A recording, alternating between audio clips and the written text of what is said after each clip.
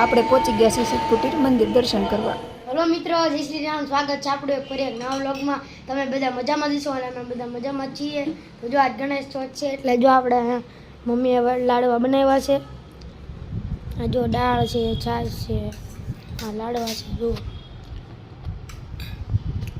જો હું જમીન ઊભો થઈ ગયો છું. આ જો મમ્મી ને ભાઈ જમે છે.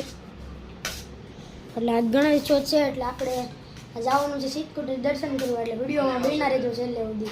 નવા હોય તો સબસ્ક્રાઇબ કરી દો.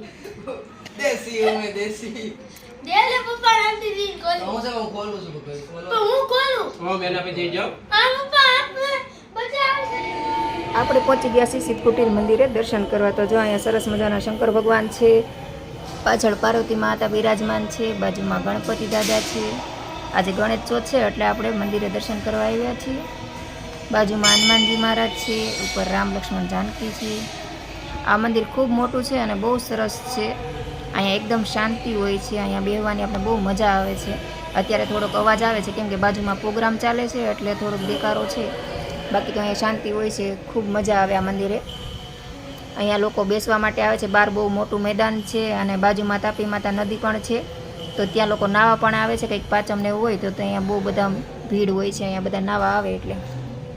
બાજુમાં રાધા કૃષ્ણ મંદિર છે આ, અને એની બાજુમાં આપણે પહેલાં જોયું શંકર દાદાનું, ને એની બાજુમાં રાધા કૃષ્ણનું મંદિર છે. આ મંદિરમાં બહુ ભીડ હોય છે પણ અત્યારે રાતના 8:30-9 વાગી ગયા છે એટલે કોઈ હોતું નથી. દર્શન કરીને બધા જતા રહ્યા હોય છે. અને બાજુમાં પ્રોગ્રામ છે એટલે બધા ત્યાં જ ગયા છે. જો તમારે અહીં આવવું હોય તો પીપી સવાણી હોસ્પિટલની બાજુમાં આવ્યું છે કાપોદ્રા, તમે આવી શકો છો. જો આ સાઈડ તાપી માતા છે પણ ત્યાં અત્યારે અંધારું છે એટલે આપણે જતા નથી છોકરાને લઈને. વિડીયો પસંદ આવ્યો હોય તો લાઇક કરજો, શેર કરજો અને સબસ્ક્રાઈબ કરવાનું ભૂલતા નહીં. અને કમેન્ટ કરીને જરૂરથી બતાવજો કે અમારો વિડીયો તમને કેવો લાગ્યો. તો જય શ્રી રામ, જય હિન્દ, જય ભારત. તો ચાલો આપણે જઈએ. Good night.